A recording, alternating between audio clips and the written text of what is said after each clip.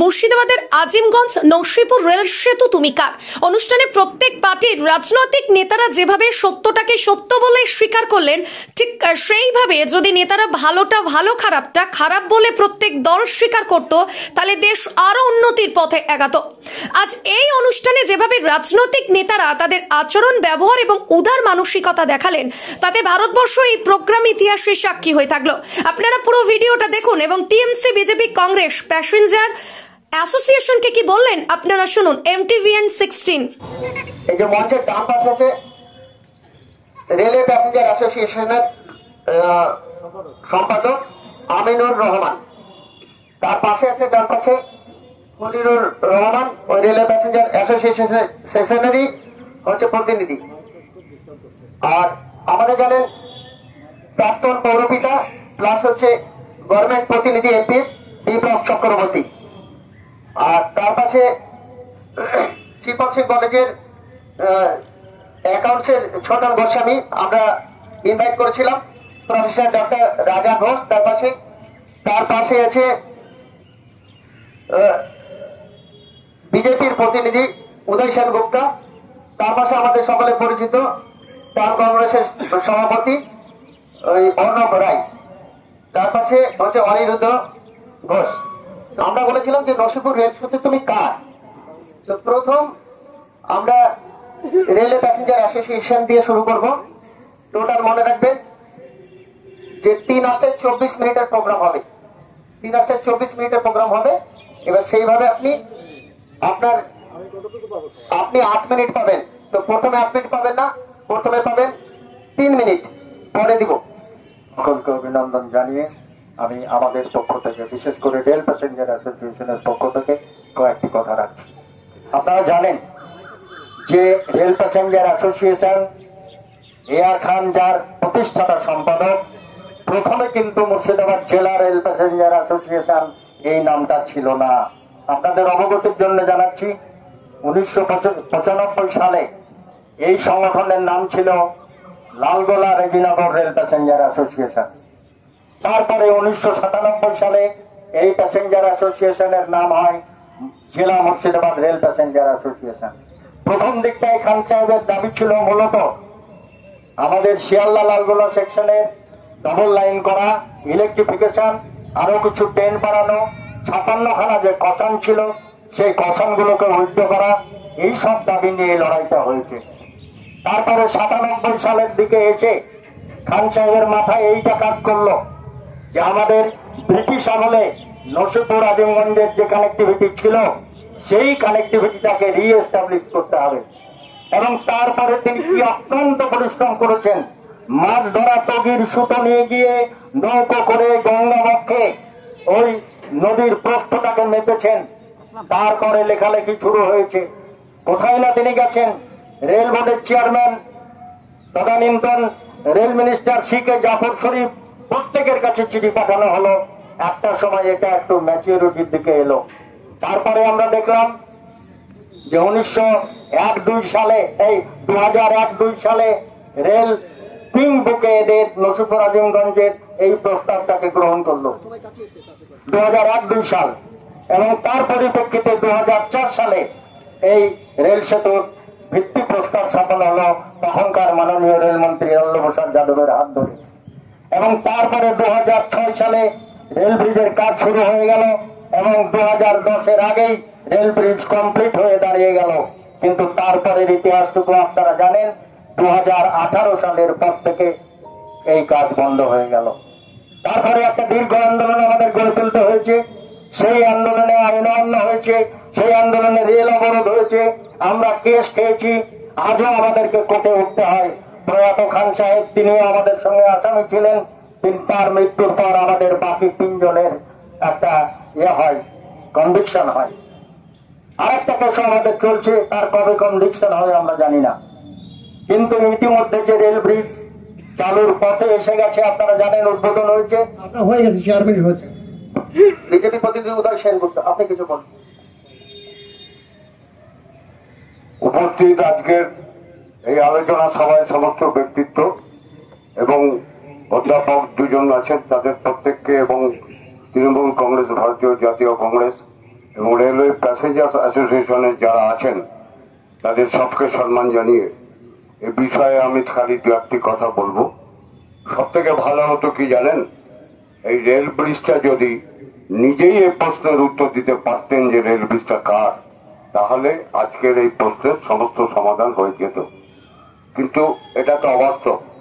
তাই এই প্রসঙ্গে বলতে গিয়ে বলি, আমি এই অঞ্চলের মানুষ, এখানে আমার জন্ম, এখানে ছোট থেকে বড় হয়েছি।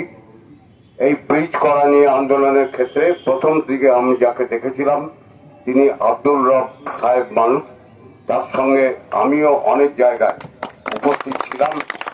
এবং সব থেকে মজার বিষয়, একটা ছোটর বান্ডিল দিয়ে গঙ্গার এপার থেকে ওপার মেপে একটা বাস্তব রেল ব্রিজের পরিকল্পনা করার জন্য আবেদন করা যায়, এটা নিয়ে তখন অনেকে মস্করা করেছিলেন, হেসেছিলেন। কিন্তু আমরাও তার সঙ্গে সামিল ছিলাম, আমরা দেখেছি তার সেই প্রচেষ্টার মধ্যে কোনো ঘাটতি ছিল না। তারপরে এই আন্দোলনের সাথে অনেকে যুক্ত হয়েছেন। যথাক্রমে আমাদের যেসব রাজনৈতিক ব্যক্তিত্বরা পরবর্তীকালে এসেছেন, সেই সঙ্গে আমাদের এই অঞ্চলের এখন বর্তমান রাজ্যের মুখ্যমন্ত্রী মমতা ব্যানার্জি একটা সময়তে রেলমন্ত্রী ছিলেন, তিনিও সামান্য কিছু অর্থের অনুদান দিয়ে এই প্রকল্পের রেল বাজেটটিকে তিনি বাঁচিয়ে রেখেছিলেন, এটা অস্বীকার করার ব্যাপার নয়। তবে এই কাজ চলতে চলতে দেখলাম নানা রকম জটিলতা সামনে আসতে লাগলো এবং সেই জটিলতাকে কাটানোর ব্যাপারে যথেষ্ট উদ্যোগের অভাব হতে লাগলো। এবং একটা সময় দেখলাম যে আমাদের এই অঞ্চল থেকে, আমাদের জেলা থেকে রেলমন্ত্রী নির্বাচিত হলেন। তিনিও আশা করেছিলাম মুর্শিদাবাদ একজন বাসী হিসেবে তার দ্বারা নিশ্চয়ই এই রেল ব্রিজটি পুরোপুরি সম্পূর্ণ হবে, এবং ভারত সরকারও তখন তারই রাজনৈতিক দলের ছিলেন। কিন্তু আশ্চর্য ব্যাপার যে ওই অঞ্চলের যে জটিলতা, চাকরির যে দাবি এবং তৎকালীন কেন্দ্রীয় সরকারের যে নীতি ছিল রেলের জমি নিলে চাকরি দেওয়া যাবে না, এই আইনের বেড়াজালে পড়ে তিনি চেষ্টা করেও সেই কাজটা সম্পূর্ণ করতে পারেননি, ওভাবেই পড়েছিল। পরবর্তীকালে আস্তে আস্তে 2011-12 সালের পর থেকে এই রেল ব্রিজের ফাইলটা পুরোপুরি বন্ধ হয়ে যায় এবং তার বাজেটও আর কোনো অনুদান ছিল না। তারপরে 2021 সালে আমাদের এখান থেকে বিধায়ক নির্বাচিত হলেন গৌরী শঙ্কর ঘোষ, ভারতীয় জনতা পার্টির। স্বাভাবিকভাবেই তার কাছে এই অঞ্চলের লোকের মানুষের একটা আবেদন ছিল যে বিজেপি সরকার আছে, অতএব আপনি একটু চেষ্টা করলে ব্রিজটা হতে পারে। তিনি এলাকার জটিলতা মিনি রেল মিনিস্টারের সঙ্গে বলে কাটিয়ে তিনি তার বাস্তব একটা সচল রাস্তা বার করেছিলেন এবং যার পরবর্তীকালে বাস্তব রূপ এখন আমরা দেখছি। এবার আপনারা বিচার করবেন নসিপুর রেল ব্রিজ কার। যেটা সবচেয়ে গুরুত্বপূর্ণ, তাহলে রেল অ্যাসোসিয়েশনের কথা শুনলেন, বিজেপির কথা শুনলেন, কিন্তু এতদিন থেকে কেন কাজ আটকে ছিল এত বছর ধরে? তাহলে এত সব উদ্যোগগুলো দুজনের মুখে যা শুনলাম তাতে আমরা বুঝতে পারছি যে এখানে কোনো ঝোড় ঝামেলা কিছুই ছিল না। তাহলে এতদিন থেকে কেন ছিল আমরা জানার চেষ্টা করব। আমাদের সাংসদ তথা রাজ্য সভাপতি বলেছিলেন যে রেল ব্রিজ 25 বছর মেহনতের ফল। তাই আমরা কংগ্রেস প্রতিনিধির কাছে, অন্যদের কাছে জানবো যে কেন ব্রিজ আটকে ছিল। আপনি বলুন একটু ডিটেলসে। ধন্যবাদ এমটিভি কর্তৃপক্ষকে, যারা আছেন এখানে আমাদের বিশেষ অতিথিবর্গ এবং সামনে যারা সম্মানীয় দর্শক রয়েছেন, সকলকে আমার দলের পক্ষ থেকে অভিনন্দন জানাই। এরকম একটা ভালো প্রোগ্রামে আপনারা সকলে এসেছেন। বিষয়টা হচ্ছে রেল ব্রিজ তুমি কার, এই প্রশ্নে উদয়দা খুব ভালো বলেছে, রেল ব্রিজই দিতে পারবে। সেটা যখন সম্ভব নয়, আমরা রাজনৈতিক প্রতিনিধি হিসেবে আমাদের দলের বক্তব্য বলবো। রেল ব্রিজ হিসাবে সবচেয়ে বেশি অবদান যদি কাউরি থাকে, যে মানুষটার কল্পনা প্রসূত, যে মানুষটা ভেবেছিল এখানে একটা ব্রিজ হওয়া সম্ভব, তিনি কিন্তু আব্দুল রউফ খান। অবশ্যই এআর খানকে আমরা বুঝতে পারি। অধীর চৌধুরী আমাদের নেতা, তিনিও বারবার বিভিন্ন বক্তৃতায়, বিভিন্ন সমাজ মাধ্যমে আমাদের সামনে আব্দুল রউফ খান যে প্রথম অধীর চৌধুরীকে এই রেল ব্রিজটা তৈরি করা যেতে পারে, এই আইডিয়াটা আব্দুল রউফ খানই অধীর চৌধুরীকে দিয়েছিল। এবং অধীর চৌধুরী একজন কাজের মানুষ এবং সারা বাংলার মানুষ জানে তিনি কাজের মানুষ হিসেবে পরিচিত। তাই তার ঐকান্তিক প্রচেষ্টায়, প্রণব মুখার্জির সহযোগিতায় রেলমন্ত্রী যে লালু প্রসাদ যাদব, তিনি সেই প্রকল্পকে বাস্তব করার চেষ্টা করেছিলেন এবং সেই রেল ব্রিজের কাজ শুরু করেছিলেন। সেতুর শুভ নাশ হয়েছিল, কিন্তু দীর্ঘদিন ধরে এই এলাকা অর্থাৎ ভাগীরথী নদীর এদিকে সমস্যা অতটা হয়নি, কিন্তু ভাগীরথী নদীর ওপারে যে মাহিনগর এলাকায় সেখানে জমিদারদের একটা সমস্যা ছিল এবং সেখানে একটা বাধা ছিল যে তার চাকরির দাবি ছিল। যখন রেল ব্রিজটা প্রায় কমপ্লিট, তখন যখন চাকরির দাবি নিয়ে অনড় থাকলো, তখন অধীর চৌধুরী সোনিয়া গান্ধী যিনি ছিলেন আমাদের নেত্রী, তাকে বোঝাতে সক্ষম হয়েছিলেন যে ব্রিজটা প্রায় 90% হয়ে গেছে, এই সময় যদি চাকরির দাবিটা থেকে আমরা মেনে নিতে পারি তাহলে কিন্তু ব্রিজটার কাজ হয়তো শুরু করতে পারবো। এবং সেই সময় 60 জন মানুষের কাজের একটা অ্যাপয়েন্টমেন্টের তিনি ব্যবস্থা করেছিলেন, কিন্তু পরবর্তীকালে দীর্ঘ সময় ধরে সেটা বন্ধ থাকার জন্য পরবর্তীকালে কি হলো, সেখানে জমির একাধিক মালিক তৈরি হলো, যার ফলে সেখানে একটা জমি জট কেটে থেকে গেল। এখানে আমরা কোন রাজনৈতিক দলকে দোষ দেব না, কোন রাজনৈতিক দল না, সবারই প্রচেষ্টায় হয়েছে। সেখানে একটা জমির সমস্যা তৈরি হলো পরবর্তীকালে, সেই জমির সমস্যার জন্যই কিন্তু পরবর্তীকালে কাজটা আটকে ছিল। পরে আমরা দেখলাম এখন এখানে সেই জমির সমস্যা রাজ্য সরকার এবং সকলের উদ্যোগে সেটা সম্ভবপর হয়েছে। সেই জমি যার কেটেছে, জমি যার দেওয়া দাতা ছিলেন তারা সেই জমি দিয়েছেন এবং তারপরে কিন্তু রেল ব্রিজ উদ্বোধন হয়েছে। এখানে কারোর অবদান একাই বলা যেতে পারে না। এখানে যে ওরফ খান তার প্রথম তার কথা বলতে হয়, এখানে অধীর চৌধুরীর কথা অস্বীকার করলে হবে না। আজকে আমরা দেখলাম কিছুদিন আগে অধীর চৌধুরী সেখানে রেল ব্রিজে গেছিলেন একটা পাবলিক অ্যাকাউন্টস কমিটির চেয়ারম্যান হিসেবে ভিজিট করতে, অথচ দেখলাম কিছু ছেলে তাকে সেখানে অপমান করবার চেষ্টা করলেন। আমাদের কথা হচ্ছে তারা তো লালবাগ শহরেরই ছেলে, তাদের উচিত ছিল তার এই কাজকে সবাই মিলে এই কাজটা হয়েছে সেই কাজটাকে সবাইকে সম্মান জানানো, তাহলে আগামী দিনে যাতে আমাদের এই রেল ব্রিজের কাজ এবং সেখানে ট্রেন চলা বন্ধ কোনোদিন না হয়। ধন্যবাদ। কি বললেন অধীরবাবুকে কালো পতাকা নিয়ে প্রশ্ন। পাবলিক অ্যাকাউন্টস কমিটিতে 22 জন মেম্বার থাকে, 15 জন লোকসভার এমপি, 7 জন রাজ্যসভার এমপি। সেদিন যখন ভিজিটে অধীরবাবু এসেছিলেন কতজন কমিটির মেম্বার ছিলেন? মনোজ চক্রবর্তী এবং জয়ন্ত দাস কি টিএসসির মেম্বার? ওনারা কি করতে এসেছিলেন? ওনারা সরকারি ভিজিটে কি করছিলেন? এবং একই রকম শুধু রাজবাগে নয়, বেলডাঙ্গাতে আপনাদের দলের প্রতিনিধি শফি সাহেব এক্স-এমএলএ এবং ওনার ছিলেন নাজিমুদ্দিন সাহেব ছিলেন। সরকারি ভিজিটকে রাজনৈতিক ভিজিটে পরিণত করে এটাকে রাজনৈতিক কংগ্রেস কি করতে চাইছে না? আমার নাম প্রীতম ব্যানার্জি, আমি পশ্চিমবঙ্গ রাজ্য বিজেপির যুব কমিটির সদস্য। প্রোগ্রাম নয়, এটা শোনা হয়েছিল, কিন্তু উনি পাবলিক কমিটির চেয়ারম্যান, এটা সবাই জানে। যখন গৌরীশঙ্কর বাবু বা আপনার দলের প্রধানমন্ত্রী কোনো অনুষ্ঠান করতে যান আর যখন আপনারা সকলে গিয়ে সেখানে জয় শ্রীরাম স্লোগান দেন, সেটা কি শোভনীয় থাকে? তাই সৌজন্যটা আপনাদের আরোকে দিতে হবে না, সৌজন্য ভালো হবে। ধন্যবাদ। যেটা সবচেয়ে গুরুত্বপূর্ণ সেটা হচ্ছে বাপিদা বিপ্লব চক্রবর্তী। ইনি দীর্ঘদিন থেকে রাজনীতি করছেন, তাছাড়া মুর্শিদাবাদ পৌরসভার পৌরপিতা ছিলেন, এছাড়া এখন গভর্নমেন্ট আপনার নমিনি আছে আবু জাহেদ খানের। তাই সবচেয়ে বেশি যদি জানা থাকে তো বেশি বলতে পারবেন। তো আমরা বাপিদার কাছে একই প্রশ্ন করব, মানে যে এই সবার বক্তব্যতে একটা মূল জিনিস উঠে এলো, যেটা হচ্ছে ইয়ার খান যে রেলওয়ে প্যাসেঞ্জার অ্যাসোসিয়েশন, তাদেরই অবদানটা সবচেয়ে বেশি। কিন্তু আমরা একটা জিনিস জানার চেষ্টা করছি যেটা এখনো পাচ্ছি না, এতদিন কেন পরে কেন, এটাই। সবাইকে ধন্যবাদ এবং চ্যানেলের টিভি সিস্টেমকেও ধন্যবাদ। একটা আলোচনা, একটা অত্যন্ত গুরুত্বপূর্ণ আলোচনা। প্রশ্নটা যেটা এসছে যে রেল ব্রিজ তুমি কার, এখানে আমরা আবার দীর্ঘজনে এখানে বসে আছি, আমরা এক কথায় বলতে পারি যে এই রেল ব্রিজের সূচনা বা মাইল যে স্টোনটা ব্রিটিশ আমলে প্রতিষ্ঠিত ছিল সেটা কিন্তু খুঁজে পেরে বার করেছিলেন আমাদের প্রয়াত মাননীয় ইয়ার খান সাহেব।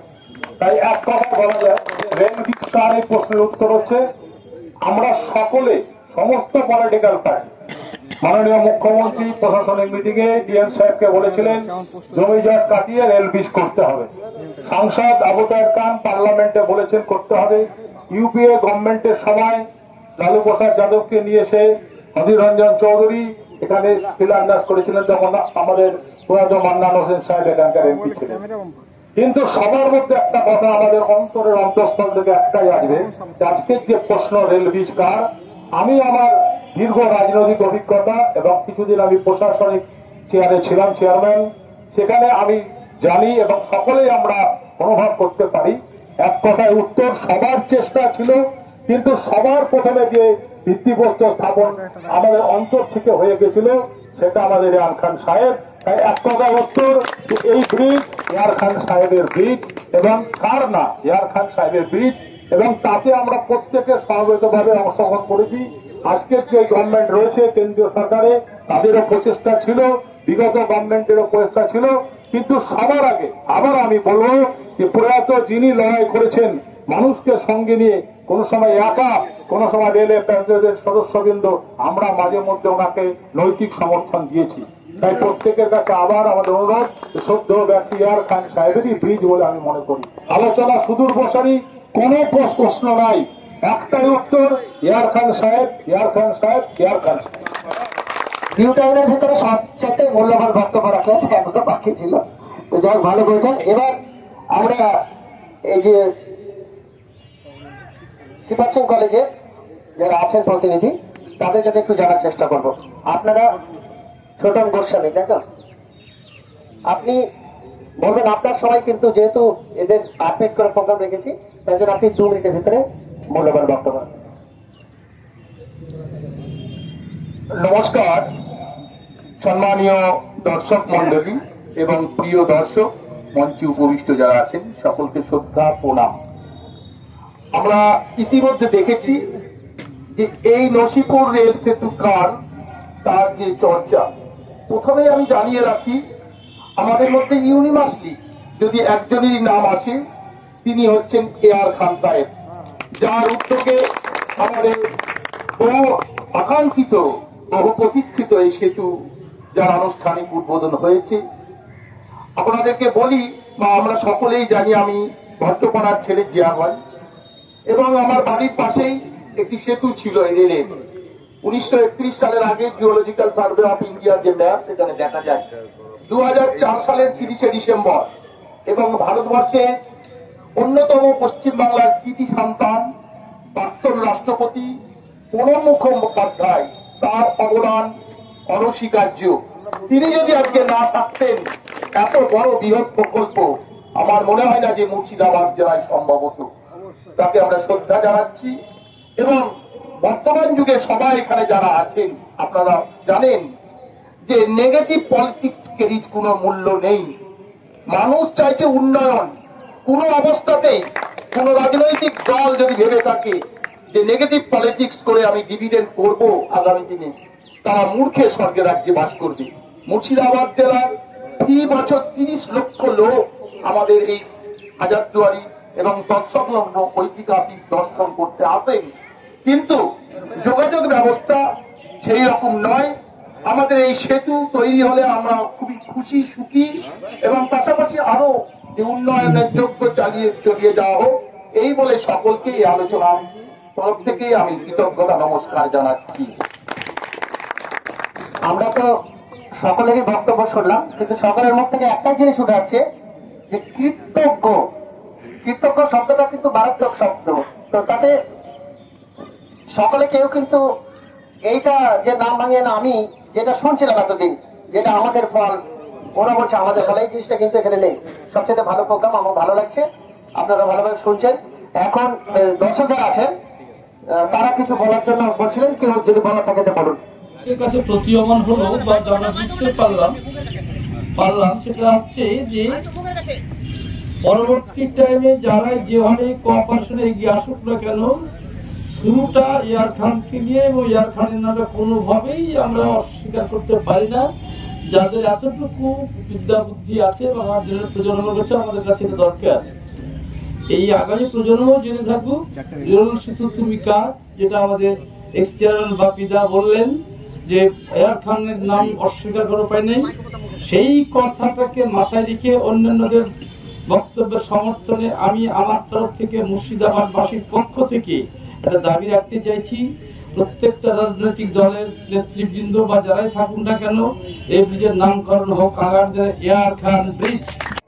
এমটিবি এনসোলো ফিরোজ শেখ মহাশয়কে এই ঐতিহাসিক আস্তাবল মাঠে একটা ঐতিহাসিক বিষয় নিয়ে ঐতিহাসিকভাবে আলোচনা করছেন, এবং সেখানে আমাদেরকে যোগ্য ভেবেছেন এবং ডেকেছেন কিছু বলার জন্য। তো সকলেরই আলোচনার যে ফলাফল, বা আমরা যতটুকু অল্প যারা জানি, আর যারা দীর্ঘদিন থেকে দেখে আসছে তারা তো জানেনি, যেটা অনস্বীকার্য, এটা অস্বীকার করার কিছুই নেই। নসিপুর রেল ব্রিজ, এই ব্রিজ তৈরিতে সবচেয়ে বেশি যদি কারো ভূমিকা থাকে, যদি বীজটাকে আমি একটা গাছের সঙ্গে তুলনা করি, বীজ বপন, গাছের লালন পালন এবং তাকে মহিরুহ তৈরি করা, জাস্ট ফুল ফোটাটা উনি দেখতে পারলেন না, খালি ফুল ফোটাটা দেখতে পারলেন না, দুর্ভাগ্য। কিন্তু উপর থেকে ঠিক দেখছেন। আজকে উনি সবচেয়ে সুখী মানুষ। অবশ্যই কার কথা বলছি আপনারা বুঝে গেছে। সম্মানীয় আত্মরক্ষা মানে সন্তানের জন্ম হলো, সন্তানকে বড় করলো, মানে সুমানুষ তৈরি করলো, বিয়েটা দিয়ে দিতে পারলো না, অনেকটা এরকম ব্যাপার। যে বিয়ে দিতে গেলে অনেকেরই প্রয়োজন হয়। বা আমাদের দুর্গাপূজায় মায়ের চক্ষুদান করতে, চক্ষুদান না করলে হবে না, কিন্তু তার আগে যে প্রস্তুতি, তার আগে যে কর্মচক্র, বৃহৎ কর্মচক্র, অবশ্যই ইয়ার খান। এরপরে আমি বলবো এছাড়াও সকলেরই ভূমিকা রয়েছে, কারো ভূমিকা অস্বীকার করা যাবে না। তা আমি বলছি প্রথমে ইয়ার খান, ফার্স্ট ইয়ার খান, পেলেই ইয়ার খান, তারপরে যদি আসি, তারপরে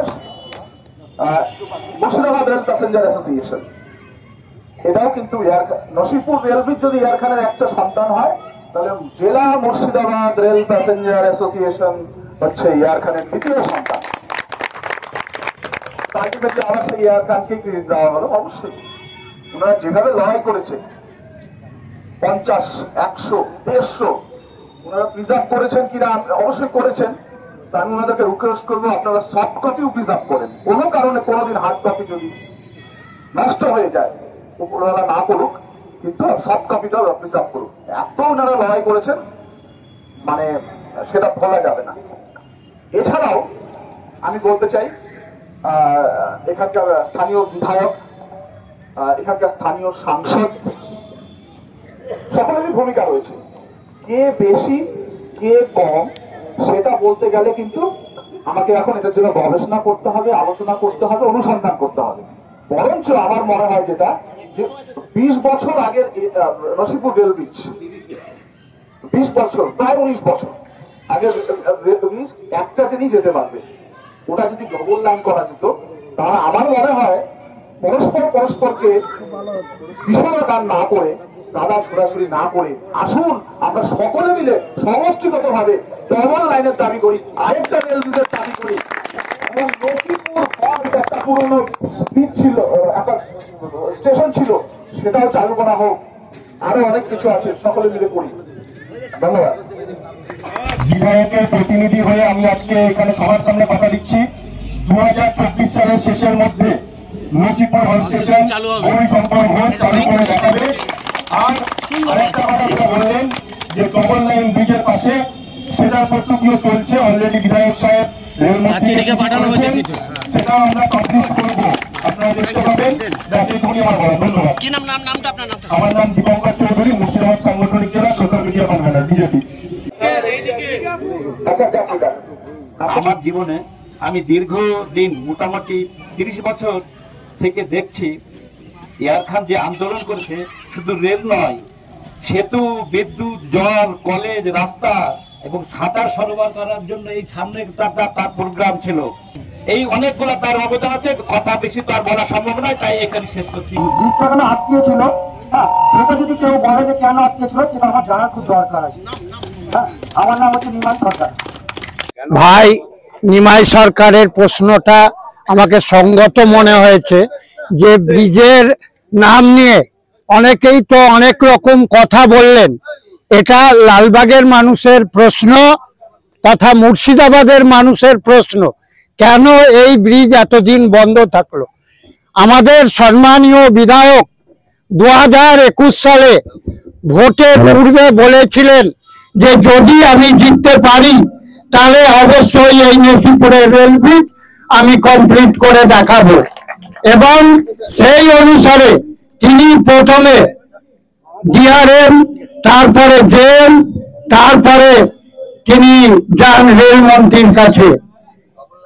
2021 সালের 10ই ডিসেম্বর তিনি রেলমন্ত্রীর কাছে গিয়ে আশ্বাস গ্রহণ করেন এবং ফাইল খোলান এবং পরবর্তীতে এই কাজ শুরু হয়ে আজকে এটা দিয়ে রেলের দিন 5-7 এর মধ্যেই সমস্ত ট্রেন চলবে।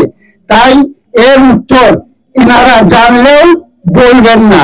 আমি আপনাদেরকে আশা করি এটা উত্তরটা দিতে পেরেছি। ধন্যবাদ। দলের প্রতিনিধি বসে আছেন, কেউই এটা বললেন না যে এটা টোটালটা আমাদের ক্রেডিট। এটা শুনে আমাদের খুব ভালো লেগেছে। কিন্তু এখন যে আমরা শুনছি শুধু আমাদের এমএলএ ওনার ক্রেডিট বলা আছে, ওনার ছাড়া কেউ নেই, একটা স্লোগানের পিছন থেকে উঠেছে। নিশ্চয়ই ওনার অবদান কিছুটা আছে এর বিরুদ্ধে। আমি আপনাদের থেকে একটা প্রশ্ন করতে চাই, যদি অধীর রঞ্জন চৌধুরী মশাইয়ের কোনো অবদান ছিল না, তাহলে যখন এখানে অধীর রঞ্জন চৌধুরী মশাই ভিজিটে আসতেন তখন কেন্দ্র সরকার ওনাকে একটা স্পেশাল ট্রেন অ্যালট কেন করতো? 1 নম্বর। দ্বিতীয় কথা রেলওয়ে বোর্ডের ডিআরএম থাকে নিয়ে, চিফ ইঞ্জিনিয়ার থাকে নিয়ে, দিল্লির রেলওয়ে বোর্ডের প্রত্যেকটা বড় আধিকারিক ওনার সঙ্গে কেন আসতেন যদি ওনার অবদান ছিল না? আমার এইটা একটা সিম্পল প্রশ্ন। আর কিছু एंकर जो कौन जमीन जाट लगा के रखीस था, या किसी को हक और दवा बड़ा कड़वा हुए बोलने में डर रहा है। 3 तो गुरु था ये, वो बोले हम गुरु हम गुरु हम गुरु हम गुरु। ये तीनों लोग जमीन जाट लगा के रखीस और पैसेंजर एसोसिएशन लड़ाई करता गया, ब्रिज करना होगा। 3 तो कौन था आप लोग सब अच्छा जाने। 2021 में आप गलत बोले, मन का बात मैं गवाह है। 5रा मोड़ में खड़ा तो बंदे हमारे एक बार मेरे करुण 2020 साल का एक बार मेरे करुण प्रथम काज ब्रिज शुरू करूँ। इसलिए मैं मरहूम रब खान के लिए दुआ करूंगा, उनको अल्लाह जन्नत में आला मकाम दे, उनका फैमिली खुशहाल रहे और पैसेंजर एसोसिएशन जिंदाबाद। সরকার যে থাকবে সে তো টুকিটাকি কাজ করবি। মমতা বন্দ্যোপাধ্যায় মুখ্যমন্ত্রী করবেন, প্রধানমন্ত্রী নরেন্দ্র মোদী করবেন, তো আমি আপনি কি করতে পারবো? যে গুরুদেব যে কাজটা শিলান্যাস করেছিলেন, যে ঐতিহাসিক রেকর্ড করেছে সেই ইয়ার খান, তার স্মরণীয় করতে হবে আমাদের আগে। এই বলে আমি শেষ করছি। তুমি কার? এর উত্তর হচ্ছে রেল সেতুর মালিক নিশ্চিত ভাবে ভারতীয় রেল, ইস্টার্ন রেল। এখানে কেন বিতর্ক? এই সেতু তৈরিতে কার কতখানি ভূমিকা, এটা বিতর্কের বিষয় লাল লাগে নেই, অন্য জায়গায় থাকতে পারে। এখানে সর্বসর্বোচ্চ নাম এআর খান, এই সভাতেও সেটা প্রমাণিত হয়েছে। ভিতরের গল্পটা আমরা পেছন করি ছেলে আন্দোলনের সঙ্গে একত্র যুক্ত, আমাদের কাছে তথ্য ফাইল ভরা আছে। এআর খান চিঠি লিখেছেন রেলকে জীবিত থাকাকালীন 1389টি চিঠি লিখেছেন। 26 বার আন্দোলন করেছেন। 9 সালে কাজ শুরু হয়েছে, 10 সাল পর্যন্ত প্রায় 90% কাজ সম্পূর্ণ। দুর্বলতা সৃষ্টি হয়েছে 16 সালের পর থেকে। জমিজট বলে কোনো কিছু নেই, ছিল না। আমাদের কাছে চিঠি দেখবেন রেলের আর্টিকেল করেছিলাম আমরা। আমাদের কাছে রেল জানিয়েছে ভারতীয় রেলের জন্য জট ছিল না। জট কোথায় ছিল? নেতাদের মনে। দালালি করতে এসেছিলেন অনেক নেতা, অনেক প্রতিনিধি এখানকার দালালি করতে এসেছিলেন। এই মানুষগুলোকে ঠকিয়ে ভুল পথে পরিচালিত করে দীর্ঘদিন এই প্রজেক্ট আটকে দিয়েছিলেন। যদি তারা চাকরি পায় আমরা কিছুটা মুনাফা পাবো। 5% থেকে 10% কাজ বাকি ছিল। সেইটুকু কাজে রেলওয়ে প্যাসেঞ্জার অ্যাসোসিয়েশন নিরলস প্রচেষ্টা চালিয়েছে। এর সঙ্গে অবতার খান যুক্ত ছিলেন এই 10% কাজের সঙ্গে, এবং আমরা অস্বীকার করবো না গৌরীর ভূমিকাকে। গৌরীর কাছে আমরা গেছিলাম, তাকে আমরা নথি দিয়েছি। গৌরীর কাছে রেলের যে চিঠিটা এসেছিল তাতে এবার পড়ে দেখবেন মুর্শিদাবাদ রেলওয়ে প্যাসেঞ্জার অ্যাসোসিয়েশন নামটা লেখা আছে। সবাইকে ধন্যবাদ। তাই বাকিদের কাছে আরেকটু শেষ যাবে। এই এতগুলো লোকের কথা শুনে আপনি এখন নিরপেক্ষ ভাবে, যদিও বা প্রতিনিধি আপনি গভর্নমেন্ট প্রতিনিধি এমপি, তবে একটু নিরপেক্ষ ভাবে স্থানীয় মানুষ হিসাবে একটু বলুন। অনেকক্ষণ ধরেই চলছে, সবার খুব ভালো বক্তব্য আসছে যে ব্রিজ তৈরি কার। আমি প্রথমে বলেছি ব্রিজ হচ্ছে এআর খান সাহেবের হাত দিয়ে সূচনা এবং সংগ্রাম লড়াই রেল প্যাসেঞ্জার রেজিস্ট্রেশনের পরবর্তীকালে ইউপিএ গভর্নমেন্ট সূচনা করেছিল এবং আজকে যে এনডিএ গভর্নমেন্টের পক্ষ থেকে যে বিধায়কের নাম নিলে তাকে আমি ছোট করব না। বিধায়কের কৃতিত্ব রয়েছে। মাঝে আমাদের এমপি সাহেব যাতে পার্লামেন্টে প্রশ্ন তুলেছিলেন রেল বিষয় নিয়ে। আজকে ছিল সেটা আমাদের খলিল সাহেব বললেন যে কিছু অসাধু ব্যবসায়ী মাঠে নেমেছিল, রাজনৈতিক কর্মী না, কিছু ব্যবসায়ী তারা জমি জট করে কিছু ফায়দা লুটবার চেষ্টা করে রেল বিষয়টাকে আটকে রেখেছিল। কিন্তু আমি সবার সাথে বলবো এই এয়ার খান সাহেব আজকে আমাদের মধ্যে নেই, কিন্তু তার স্বপ্ন সফল করতে এখানে যারা আছেন রাজনৈতিক দেশ থেকে আরম্ভ করে আমরা সবাই হাতে হাত মিলিয়ে লড়াই করেছিল। পরিশেষে বিধায়কের হস্তক্ষেপ, এমপির হস্তক্ষেপ এবং সভাপতি সকলের, যদি এখানে অধীর রঞ্জন চৌধুরী এসে থাকেন তারও অবদান রয়েছে। কেন সে সময় সূচনার সভাতে কিন্তু অধীর চৌধুরী, মান্না হোসেন এসে শিলান্যাস করেছিল, ইউপিএ গভর্নমেন্টের প্রধানমন্ত্রী মনমোহন সিং ছিলেন। শুরু হয়েছিল স্বপ্ন এয়ার খানের, শেষ করেছেন গৌরীশঙ্কর, তাই তাকে অধিকারী করে আমার বক্তব্য শেষ করতে ব্যবস্থা। অশেষ ধন্যবাদ। কারণ এ হচ্ছে বক্তা, বক্তব্য বলতে বলতে বলতে বলতে এখন চলে গেছে পরিস্থিতি। দেখুন সঠিক কথা আমরা শুনতে পেলাম, যেটা হচ্ছে অবদান কিন্তু সবার আছে, তৃণমূলের আছে, কংগ্রেসের আছে, বিজেপির আছে, প্রত্যেকের অবদান আছে।